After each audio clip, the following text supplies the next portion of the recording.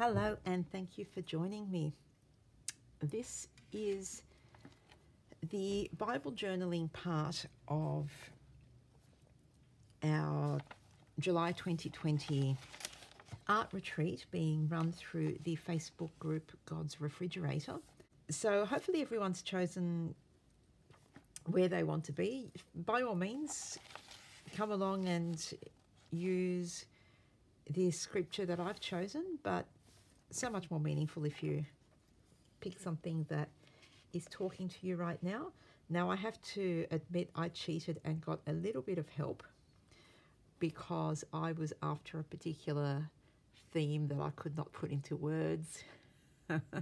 Typical me. So I got a little bit of help choosing mine. And so to my hostage negotiator, not their real job description, who I doubt very much would be watching this, but if you are, you know who you are. Thank you so much. Now, what I'm doing, of course, is prepping like I always do with clear gesso, even though I probably don't need it because I'll be acrylic painting this, but I tend to clear gesso everything just in case.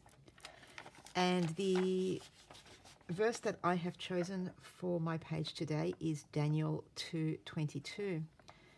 He reveals deep and mysterious things.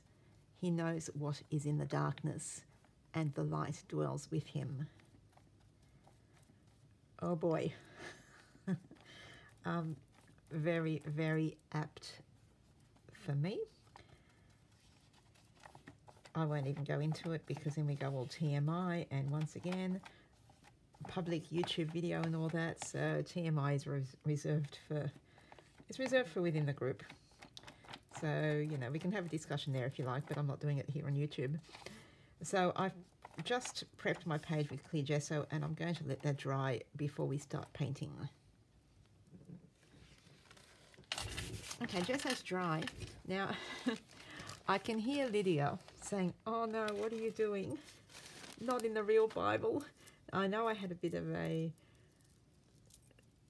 I won't call it a disaster because it wasn't a disaster, but I did have a thing a few weeks ago when I used the Real Journaling Bible for a Facebook Live, wasn't happy with it, and ended up saying I'm not going to do my real pages on Facebook Live anymore because I need to do those kind of in privacy, so to speak.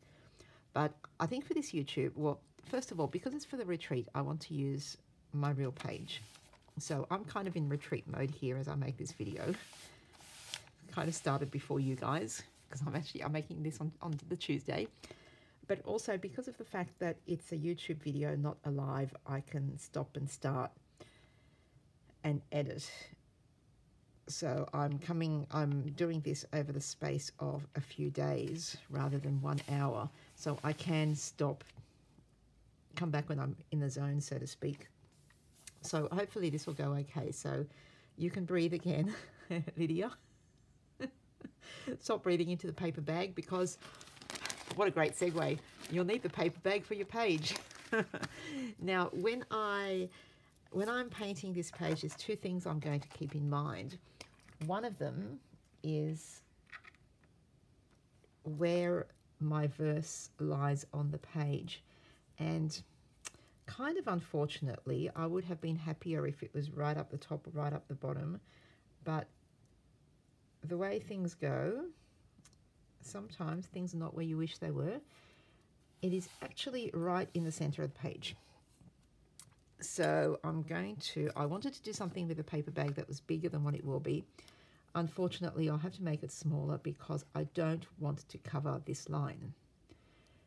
So I'm going to use our new favorite product, yes, the Sizzix masking tape. And I am just going to cover that line so that it doesn't get accidentally painted on. And I know I can press really hard on it because this stuff does not rip your Bible page. It barely sticks. And it's not called masking tape, I'm sorry. It's Sizzix low tack tape. I believe that's the correct name. Now, the other thing I need to keep in mind is because this is secret journaling, we're once again making a secret journaling pocket type of thing on our page. And today we're making the pocket out of a paper bag. Now, this is the only paper bag I have. It's a lunch bag. It's way, way too big, obviously. So what I want is I'm going to put it here. So I'm kind of measuring. It can come as far as this. So I'm kind of measuring that this should be the ideal length of my bag, where that crease is. So I'll fold that over again, give you an idea. I could have used the bottom that's already formed, but I really want the that raggedy top edge of the paper bag. So I'm going to do this. And then I'd like it to come about up to here. So I'll fold that again. So my paper bag, I really only want to be about this big.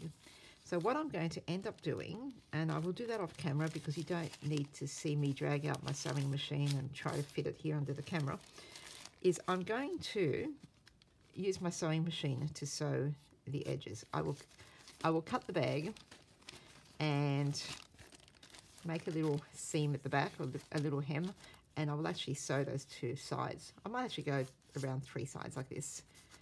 So I will do that later. So when you see this paper bag again, it will be a little mini paper bag. If you can get your hands on a smaller paper bag, something that fits the space that you're using, you may end up using a bigger bag. You might have one of the great big spiral bound Bibles, and you might end up having a whole page just for your paper bag. That's fine. Mine is going to be about this size. So keeping in mind when I'm painting the page that I'm not really concerned about what's going on here, because I will have a bag over it. I'll be more concerned about what's going on in the margin, around the edges, and especially up here. So ready to paint, I am once again going to use those favourite colours of mine. The Dina Wakley Sky. This plate is getting such a workout this week. And, oh yes, great. I was worried that I'd run out.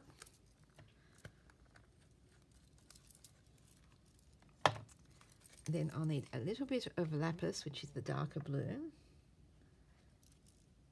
Just a bit. And I will need a teeny bit of black. Sorry, I know I scare some people when I take out the black. It's decided to be all runny and come out in great big flows every time I open it. And what I'm going to do is, oh, here we go. I have a little bit of white as well, which I think will come in handy.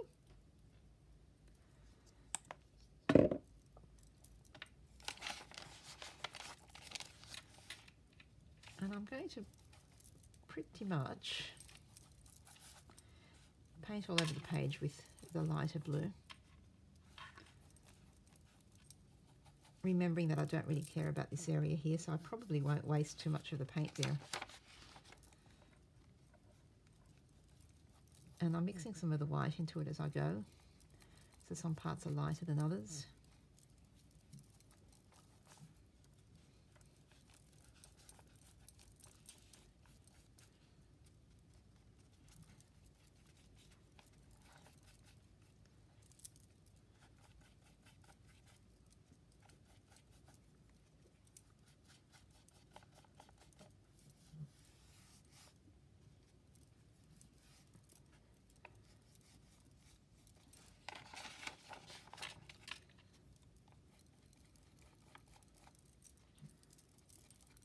And I've got the Rattleys on again. She never learns, never learns. Okay, now I'm being sure to paint all the way to the edge of the page, but not being too concerned about this area here either.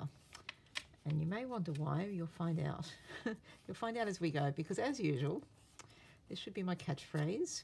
I'm doing this on the fly, making it up as I go. That is kind of how I roll. I often just get into these pages without really planning and just letting letting them flow, letting things happen as they should. And I'm just going to bring in a tiny bit of that darker blue. See how I practice here where I know the paper bag's going to go in case it's disastrous.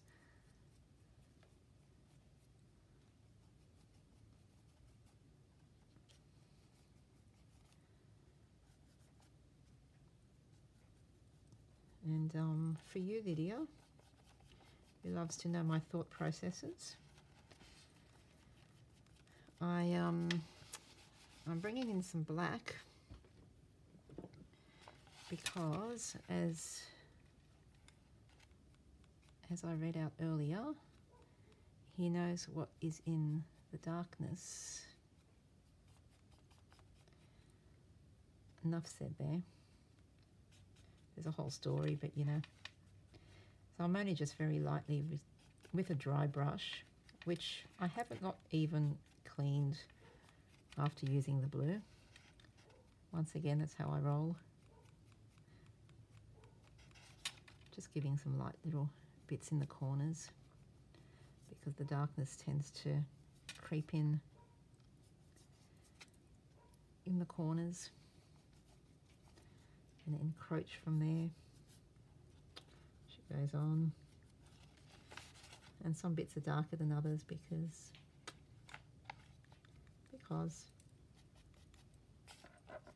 I hope Katie's watching this, because I reckon if Katie's watching, Katie's nodding and going, yep, I know what you're talking about, girl.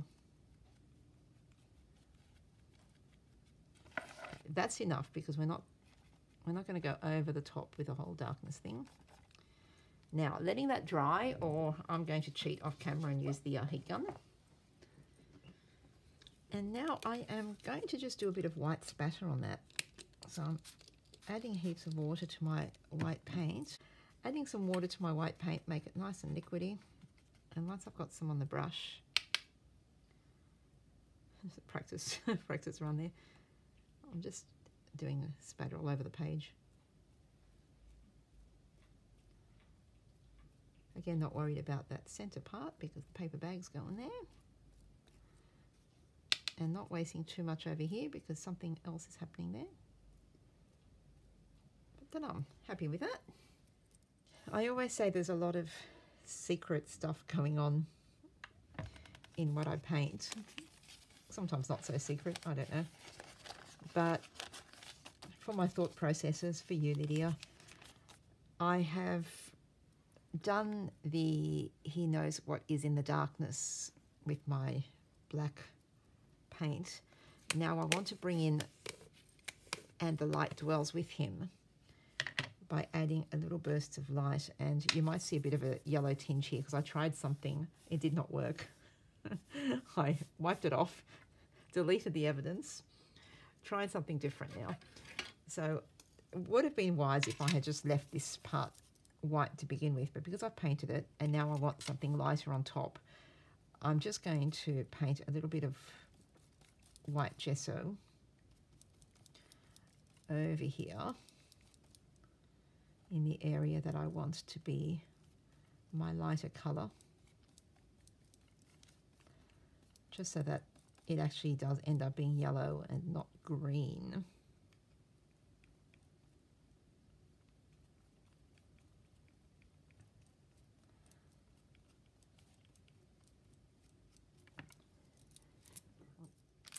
And now that it's dry, I am just going to grab a baby wipe, stick that one back in,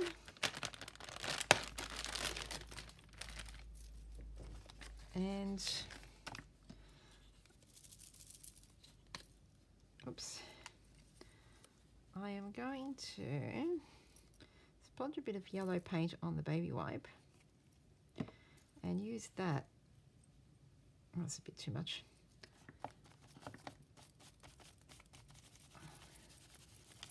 To spread it around so it's not brushed perfectly. And I just have this splotch of yellow.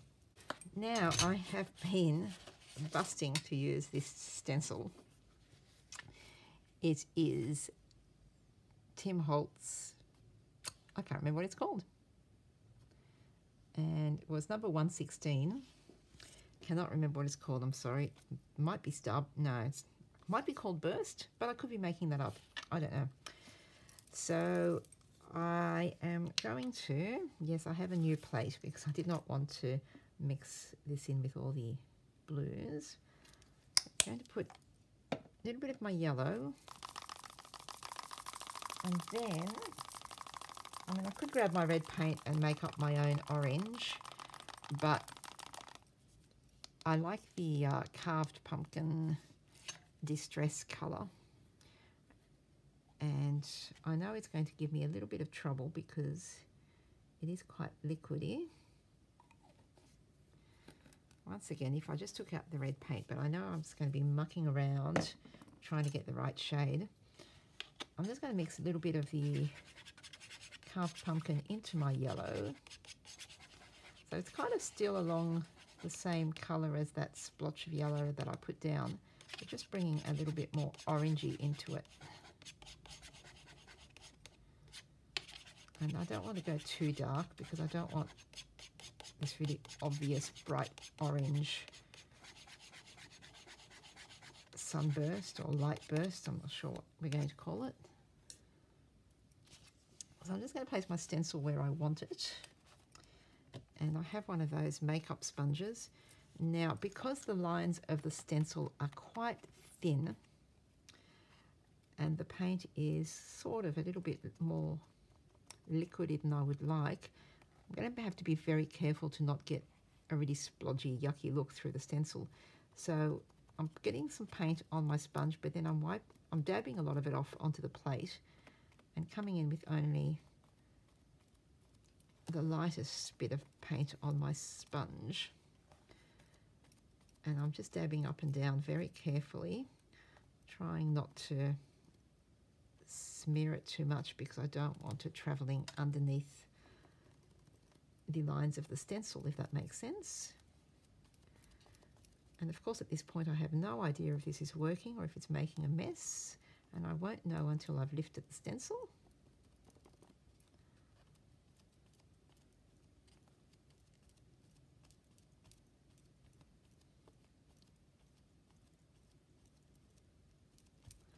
Here goes nothing.